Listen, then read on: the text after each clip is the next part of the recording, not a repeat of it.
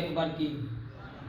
جناب صدر، آج کا جو میں جس موضوع پر لب کشائی کا موقع میں سنا رہا ہے، وفادار مصطفیٰ، جانثار مصطفیٰ، یار غار مصطفیٰ سیدنا ابوبکر صدیق رضی اللہ تعالیٰ عنہ اور محبت اہل بیت رضی اللہ تعالیٰ عنہ میں جناب صدر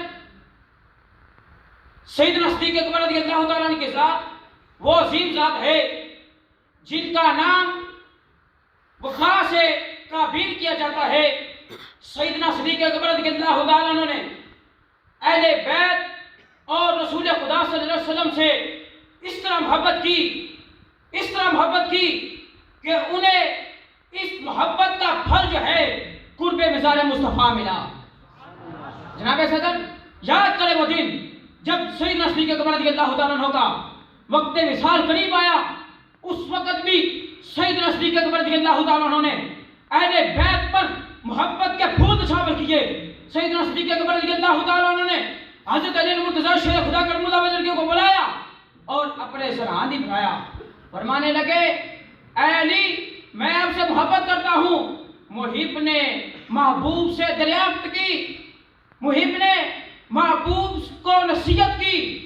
سیدنا صدیق اکبر رضی اللہ عنہ فرماتے ہیں، جب میرا وصال ہو جائے، جب میں فوت ہو جاؤں تو مجھے ان ہاتھوں سے غسل دینا، ان ہاتھوں سے خوشبو لگانا جن ہاتھوں سے تو نے مصطفیٰ کریم کو خوشبو لگائی ہے، اور میرا جنازہ اٹھا کر روضہ رسول کے سامنے رکھ دینا اور رات باز کھڑے ہو جانا، یا رسول اللہ آپ کا غلام آیا ہے، آپ کا غلام آیا ہے، آپ کا دوست آیا ہے۔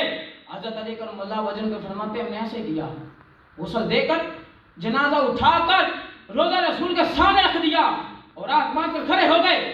فرمایا، رسول اللہ آپ کا دوست آیا ہے، آپ کا غلام آیا ہے۔ روضے سے آواز آتی ہے، ادخلوا الحبیبا الی حبیبی فإن الحبیبا الی الحبیب مشتاق۔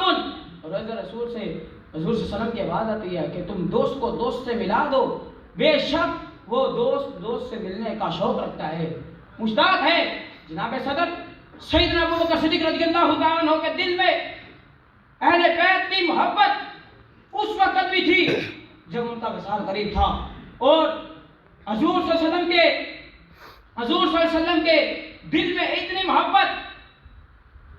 حضرت ابوبکر صدیق رضی اللہ تعالیٰ عنہ جب دنیا میں بھی زندہ تھے تو بھی رسول اللہ صلی اللہ علیہ وسلم کے ساتھ کے ساتھ آپ کے ساتھ چلتی ہے، اور جب دنیا سے رخصت ہو گئے ہیں تب بھی اپنا جسم اقدس جو ہے اہل بیت کے ہاتھ کر کے گئے ہیں۔